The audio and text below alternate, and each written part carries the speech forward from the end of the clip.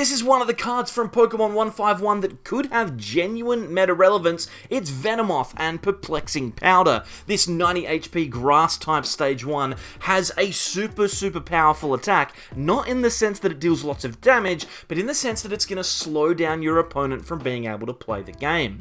Perplexing Powder for 1 grass energy deals 30 damage, which is not a lot, but its effect is that the opponent's active Pokemon is now confused, and they cannot play item cards from their hand next turn. That means that if they want to attack without flipping a coin, they're going to need to manually retreat their Pokemon, and lots of decks that don't have access to items can sometimes lock themselves up and really genuinely struggle. Now, I mentioned that our opponent can only manually retreat, so what better way to keep them from doing anything than playing copies of Spidops EX. This 260 HP grass type stage 1 EX Pokemon doesn't necessarily attack in our deck, although it can, but instead we use it for its trap territory ability, which means that all of your opponent's Pokemon have 1 more retreat cost to every Spidops that you have in play. Just imagine if you're playing up against a deck that uses something like Radiant Greninja or Manaphy, they play that card down. If you can play Boss's Orders onto that card and then start attacking with your Venomoth, you'll be able to lock that Pokemon into the active and stop your opponent from playing the game. Now, it is worth noting that with Spidops EX, we can use the Wire Hang attack for 2 energy, 1 grass and a colorless, does 90 damage plus 30 more for each colorless in that Pokemon's retreat cost. It's not necessarily an angle that we want to take, but it's worth noting that we can use it, so definitely keep an eye out just in case you need 2 prizes to win the game, and Spidops is available. Now, I mentioned that we can lock Pokemon in the active, but since we're dealing 30 damage every turn, we might want to move that damage so that we can keep that Pokemon locked in the active without knocking it out, and Radiant Alakazam can help us do that. We can use the Painful Spoon's ability to move up to 2 damage counters from one of our opponent's Pokemon to another, so we'll move them off of the active, put them onto a benched Pokemon, and make sure that we're dealing as little to the active as we possibly can. And one final card from 151 that really makes this deck work is Erika's Invitation. What this card can do is it can bring a basic Pokemon from your opponent's hand into the field of play and then gust it into the active position. Your opponent, identifying that you're playing an item-locked strategy, might choose to hold on to cards that they're not necessarily going to want to have in play. Erika's can force them to be there. We're playing against a Lugia, they're holding a Luminion, we can use Erika's Invitation to bring it into the active, and then that card's effectively locked there unless they play a Switch or a Jet Energy on a turn when we don't get our item lock in play. Now, this deck is a lot of fun. I think this might have some genuine meta application. You can play Venomoth in a standard legal tournament and probably expect to win some games. If you'd like to play the list along with me, it's down in the description. Whilst you're there, if you could like, subscribe, and leave a comment for engagement, that would be fantastic. Really appreciate everyone coming past as they have been the last couple of days. Let's see if we can perplex a few of our opponents with the Powder Venomoth and its item lock Fury. What a weird way to describe that. Well, this is an ideal start. We've got MEW EX in the active, which is free retreat for us, and then double VIP pass means that we've got access to double Tarountula and double Venonat if we want them, which is fantastic. So we're going to do that. Beyond that, we don't really have that much else to do. We could retreat if we want to, or we could just pass the turn here. To be brutally honest, I'm not entirely sure whether there's any merit to Ultra Balling for something else, so we're just going to pass. And tell you what, this is looking like a pretty good start. I'm just going to move my microphone ever so closer to me, so that I know that you can all hear me. Yes, thank you very much. And yeah, we're looking really good. We can research, we can Crushing Hammer if an energy comes down. We can also play Pokemon League Headquarters. This card very good against Lost Box. Although in saying that, it's only really good against cards like Greninja. Now that I'm thinking about it, it's actually not that good against Lost Box, because Cram I don't think it works for, because Lost Provisions means that it has a 0 attack cost instead of just being free. That's okay, it's fine, it's fine. It's gonna be fine, it's gonna be fine. Don't worry about it, guys, it's gonna be fine. We're gonna win, we're gonna get this done. It might take some time, though. I'm not entirely sure how long it's gonna take us, but that's okay. We're gonna get the win, I can guarantee it. If you could post down in the comments some clocks for the time that it's gonna take. Would clocks be appropriate? I don't know if clocks are appropriate or not. Anyway, Giratina comes in for the Abyss Seeking. They're going to set themselves up to have a nice crack at this.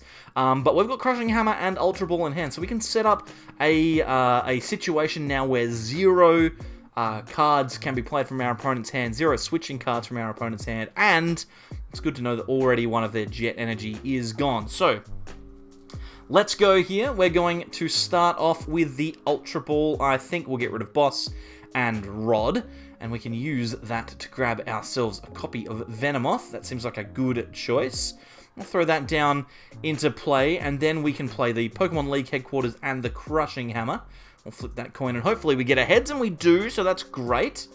So now our opponent's Giratina will not be able to use Abyss Seeking super cheaply. Well, like that, we've got the Spidops as well, which is good. We can also attach the Grass Energy to Venomoth and start our lovely little loop. We can retreat the Mew out of the active into the Venomoth, and then Perplexing Powder will deal 30 damage and also confuse and item lock our opponent. Our opponent shouldn't be able to get out of the active here unless they have a Jet Energy, in which case all of our work will have been for nothing, but that's fine. I'm more than happy to lock down my opponent, force them to use Jet Energies, because eventually I'll be able to run over the top of them, I'm sure. Let's see a Colress's experiment here after the concealed cards. Look at the top 5 cards of the deck, choose 3, put 2 in the Lost Zone and 2 Battle Passes, 2 pretty easy decision to make. Not a tricky one there at all. What is the play going to be here? I think this turn it's probably just going to be a flat-out Iono. It'll send the boss to the bottom of the deck, but that's fine. I'm not too worried about that. What I would like to do is I'd like to get into a copy of Radiant Alakazam as quickly as possible, I think. Put the Radzam down, potentially start moving damage off of this Giratina onto other Pokemon. There's another Jet Energy, so that's 2 of potentially 4 we've already dealt with, and it's only the Comfey as well coming into the active, so it'll be an attack here, I think, from the Cram, but it's fine because we've got Boss, we've got Iono, we've got the potential conflusion, even trying to say it properly, I can't say it. We've got the potential confusion from Perplexing Powder. Try saying that 10 times fast. Potential confusion from Perplexing Powder. To slow that Cram down, potentially, if they choose to go into it. They, of course, can't retreat right now unless they have a stadium-like Path of the Peak. So, at the moment, I think they're locked in with this Comfey here. They got 12 cards in hand. They won't have that for long. There is the Path. Okay, so they can now retreat into the Cram if they want to, because that Trap Territory ability from Spidops EX is being turned off by Path to the Peak. Now they can get into the Cram and attack. To be honest, this is probably one of the more difficult matchups for this deck. I don't think that it's an incredibly easy matchup by any stretch. It's winnable, but it's tough. So we'll wait and see whether we can make it happen here. We've got a Switch and Iono and all these kinds of cards, which is good. To be honest, I think we're just going to Iono here. We need to find Venomoth and also Grass Energy, so the more cards we see, the better. We have a Venomoth and a Grass Energy, which is good, and also a Nest Ball, which I really like. That'll get us another Venonat if we want one. Also, potentially a copy of Radzam, but I think Venonat's better. So we'll throw that down. We've got the Energy. We can put that onto the Venomoth, and then retreat and get Perplexing, which will be great. Now, the issue that we're going to find ourselves with here is that the Cramoran in the active will be able to attack, but it is confused, so they will at least have to flip a coin. Flipping tails is very bad for them. Flipping heads is very bad for us. We'll need to try and draw into some good stuff from there. Okay, can our opponent do anything other than just attack with Lost Provisions here? Spit Innocently, sorry. We'll see whether they can. Maybe they can get like a Jet Energy again. We know that they've only got 1 or 2 Jet Energies left, which is good. Sableye won't be able to attack thanks to the League Headquarters, which I like. We'll wait and see if our opponent chooses to do any more than that. Just the boss, so that's fine. They're going to boss out the Spidops. Fair enough. Well, we're holding Switch, so I'm more than happy for them to have done that. This ultimately won't do anything for us.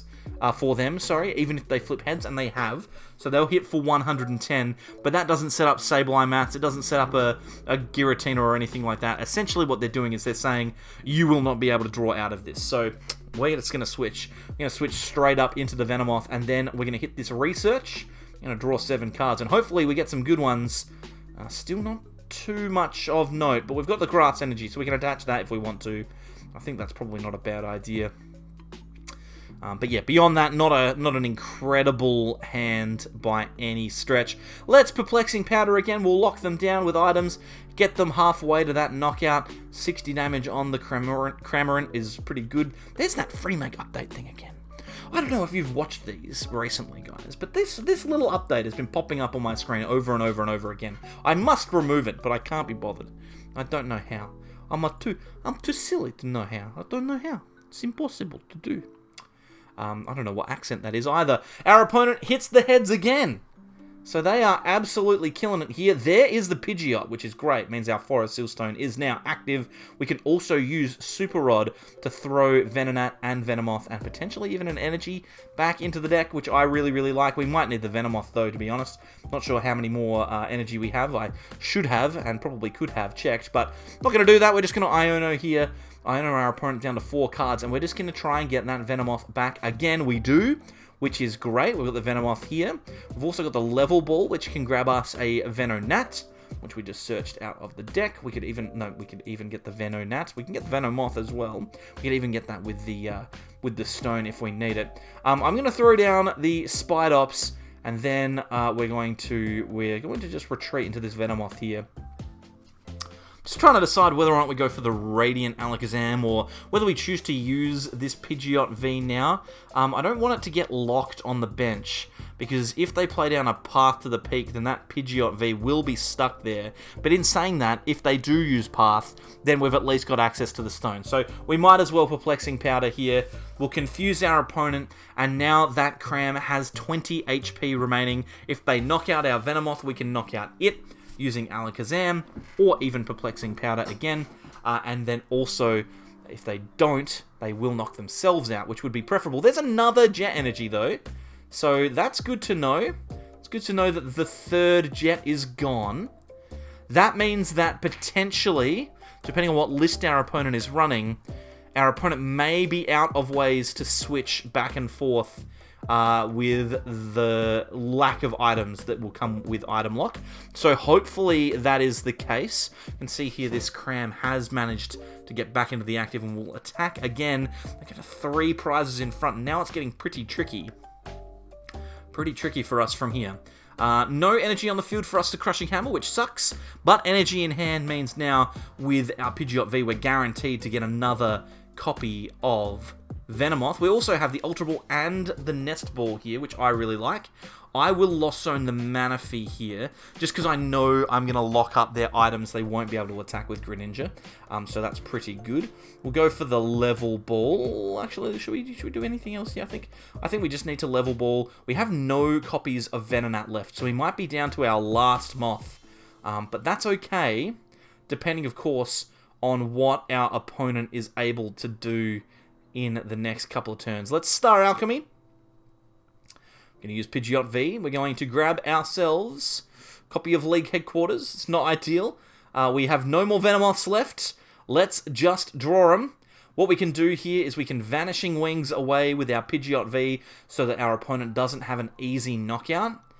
And then we'll be in a position where we can potentially take the KO on this Cram with Radzam. So move 20 off. Take the knockout on the Cramorant. That's pretty good. And then take a prize. Now we need to figure out how best to win this game. They send up the Comfey. They can't really attack with anything unless they get the Cram back. So assuming that they only played 3 Jet Energy, which is pretty much the gamble that we're going to have to take, I think we're in a position now where we just have to attack with the Perplexing Powder and hope that our opponent doesn't get an attack off this turn. It is worth noting that if they play a 4th Jet Energy and then manage to get the Cramorant into the play, then they will win this game. But that's okay. I am willing to risk it from here. We'll confuse the Comfey. We'll lock them down. That Comfey is not retreating. It's not going to be able to power anything else up with Mirage Gate. It's just not happening. So we'll wait and see whether or not we can have a good turn here. We're also holding Erika's invitation, so we might be able to snag a Pokemon from our opponent's hand that they don't want to have in play. That could potentially be something. They're drawing more cards, which suggests to me that they do have an out. They might have that Jet Energy. It looks like, no, they're just going to go for the boss's orders again. So putting that Spidops in the active. Now, I can't remember whether we have another switching card or not, but I think we do. Forest Sealstone's not great. Just double check. We've got 3 energy, 1 switch gone, so I think we've still got the flexibility to do this. We'll just have to be smart here. Ultra Ball getting rid of Erika and the stone can grab us. I think just a Venomoth. It doesn't really matter. We have 1 more switch, so that's good. We've got Colress for 5 here, so we're gonna look at 5 of the next 10 cards. So that's pretty good.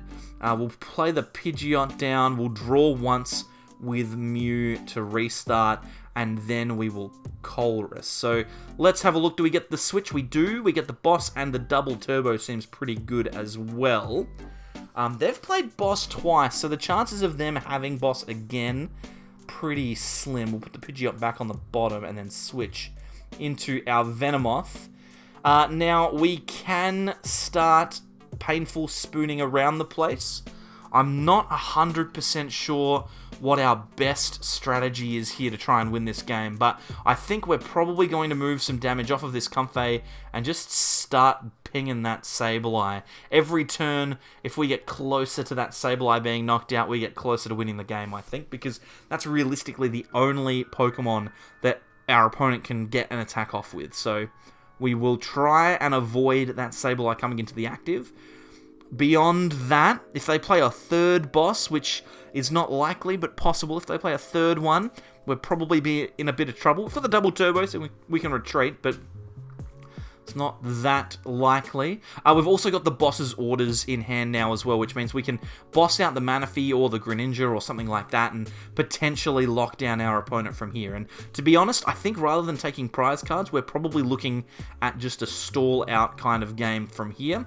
We want to try and lock our opponent down. Maybe we get lucky, our opponent doesn't get the path of the peak, and we can keep ourselves going. We'll see how it goes. I like them drawing lots of cards, though. It means that they've still got something to play for. Something that we're not necessarily prepared for, potentially. There's a Crushing Hammer target. That grass energy is pretty good. Our turn now, we draw into a Battle Pass, which is nothing. Let's play Crushing Hammer. If we flip heads, I'll be very, very happy. Okay, that's pretty good. We can get rid of that grass energy. We make that Giratina a little bit more difficult to attack with, and then we'll boss up the Greninja. From here, there is not much our opponent can do. They can't attack with this Greninja without 4 energy cards on it. They won't be able to deal with this particular, this Venomoth too easily. I will put 10 damage from the Giratina onto the Comfey, just because that means that we can potentially knock that out next turn and leave our opponent with no ways to find cards after like an Iono or something like that. But yeah, we're looking okay. I think the big thing for us is that we have the Pidgeot V in the deck that will consistently refresh itself over and over and over again. So yeah, we've played this as well as we can. We lost 3 Venomoths, but now we're in a position where potentially we can win this game. I'm very frightened of a path to the peak. I'm very frightened of a Psychic Energy. Let's say that much. If a path and a Psychic Energy come down, then we probably lose this game. Which is probably part of the reason why maybe I should have targeted that Sableye down still. I don't know. Maybe that's the play. It looks like they're just going to pass. They have no way of switching out. And there's our Iono, which is fantastic. We can play that if we want. I think we probably just hold on to stuff for now. Let's start pinging that Sableye. And then we can Perplexing Powder if we want to. Is it worth going for the Iono now? Maybe we'll save it one more turn. Right, they don't have all of the pieces to get an attack off this turn. We want to try and get ourselves into a spot where that Sableye can't attack. So that's good. Perplexing Powder locks them down, keeps the energy, keeps the items away from them, keeps them confused. We're looking good. We just need to hope that our opponent doesn't have Psychic Energy Path. That's pretty much it, right? Like, we're sitting here going, okay, do you have an answer? If you do, that's great. If you don't, then it's over. We're going to win. And if I'd also made Alakazam put the 20 damage on the Sableye last turn, we'd be 1 turn away from knocking it out, which would mean that we could Iono this turn and then get into our knockouts. But I think we might just have to sit and wait. Our opponent is taking some time here. This game's been going on for quite a long time, about 17 minutes. So thank you very much, everyone, for watching the whole time. If you have. If you've skipped to the end, I appreciate you coming past here as well. They've passed over to us again. Got a Grass Energy. I think now we can possibly put some more damage onto the Sableye. Maybe even knock out the Comfey if we wanted to. But let's just put the damage there. We're going to Perplexing Powder. We're just going to lock it down. And then we'll be good to go from there. Oh, look at that. I've got guests at the door.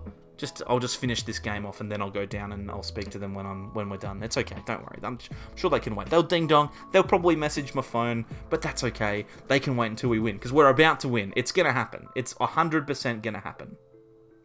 We just have to be patient. In fact, maybe what I do is I open up. Whoop! No, not that one. No, not over there. Maybe what I do is I open up my Facebook and I message them and I tell them, where are we? Where are we? Just a second. Here we go. I'm just gonna message. I'm just gonna say 2 seconds. Here we go. Okay, beautiful.